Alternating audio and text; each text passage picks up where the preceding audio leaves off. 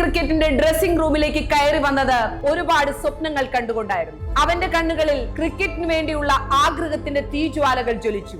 കളി തുടങ്ങിയ കാലത്ത് ലെജൻസിന്റെ മറവിൽ നിൽക്കാൻ അവൻ ഒരു മടിയുമില്ലായിരുന്നു. അവരുടെ നിഴലായി അവർക്കൊപ്പം തന്നെ ഇന്ത്യൻ ടീമിന്റെ കരുത്തായി.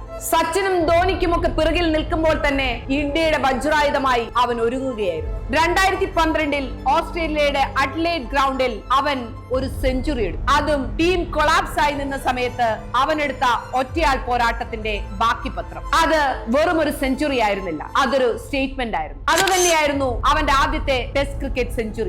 ഇംഗ്ലണ്ടിന്റെ സ്വിംഗിനെതിരെ, സൗത്ത് ആഫ്രിക്കയുടെ പേസിനെതിരെ, ഓസ്ട്രേലിയയുടെ ഫയറിനെതിരെ അവൻ യുദ്ധം ചെയ്തുകൊണ്ടേയിരുന്നു. അതിന്റെ കൂടെ മേമ്പൊടി പോലെ അവൻ റൺസും സ്കോർ ചെയ്തുകൊണ്ടിരുന്നു. അങ്ങനെ അവൻ ബാറ്റ് കൊണ്ട് ചരിത്രം രേഖപ്പെടുത്തിക്കൊണ്ടേയിരുന്നു. അതിനുള്ള തെളിവുകളാണ് ജോനാസ്ബർഗിൽ സൗത്ത് ആഫ്രിക്കയ്ക്കെതിരെ അവൻ കളിച്ച 119 റൺസും 96 റൺസും. അതിന്റെ കൂടെ 2014 ഓസ്ട്രേലിയക്കെതിരെ അഡ്ലേഡിൽ വെച്ചെടുത്ത ട്വിൻ സെഞ്ചുറി. തന്റെ ക്യാപ്റ്റന്റെ അഭാവത്തിൽ ഓരോ റണ്ണിനു വേണ്ടിയും ബ്ലീഡ് ചെയ്തുകൊണ്ട് തന്റെ ടീമിനെ അവൻ മുന്നോട്ട് നയിച്ചു. 2014 ഈ മാച്ചോടുകൂടി ക്യാപ്റ്റൻസി തനിക്ക് വഴങ്ങുന്ന കാര്യമാണെന്ന് ലോകത്തെ അദ്ദേഹം ധരിപ്പിച്ചു. അങ്ങനെ താരങ്ങൾ ഓരോരുത്തരായി കളമൊഴിഞ്ഞപ്പോൾ തന്റെ മുമ്പിലുള്ള മറനീക്കി പുറത്തു വരാൻ സമയമായെന്ന് സൂര്യൻ തിരിച്ചറിഞ്ഞു.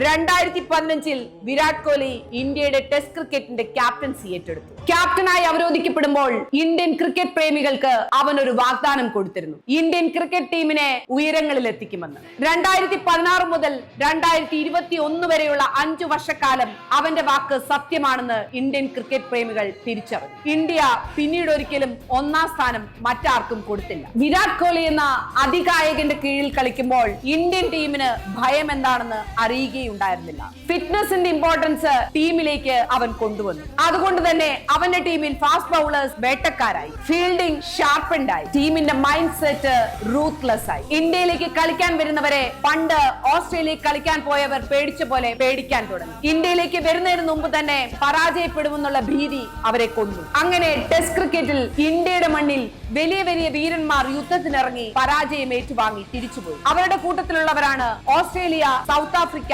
England, New Zealand. ഓവർസീസ് മാച്ചസ് പേടി സ്വപ്നമായിരുന്ന ഇന്ത്യക്ക് ഒരു പുതിയ മാനം കോഹ്ലിയുടെ നേതൃത്വത്തിൽ കിട്ടി. ഭയം എന്താണെന്ന് അറിയാത്ത ചെറുത്തുനിൽപ്പിന്റെ ക്രിക്കറ്റ് അവൻ ഇന്ത്യയെ പഠിപ്പിച്ചു. 68 ടെസ്റ്റ് മാച്ചസ് ക്യാപ്റ്റൻസി എടുത്ത കോഹ്ലി 40ഓളം ടെസ്റ്റ് മാച്ചസിൽ അവൻ ഇന്ത്യക്ക് വേണ്ടി വിജയം കണ്ടു. Win percentage 59%. ഇതുവരെ ഒരു ഇന്ത്യൻ ക്യാപ്റ്റനും അച്ചീവ് ചെയ്യാത്ത ഒരു വിൻ പെർസെന്റേജ് ആയിരുന്നു അവന്റേത്. മോർ ദാൻ ദ നമ്പേഴ്സ് എന്നും ക്രിക്കറ്റ് ഓർക്കുന്നത് അവന്റെ ആറ്റിറ്റ്യൂഡ് തന്നെയായിരുന്നു.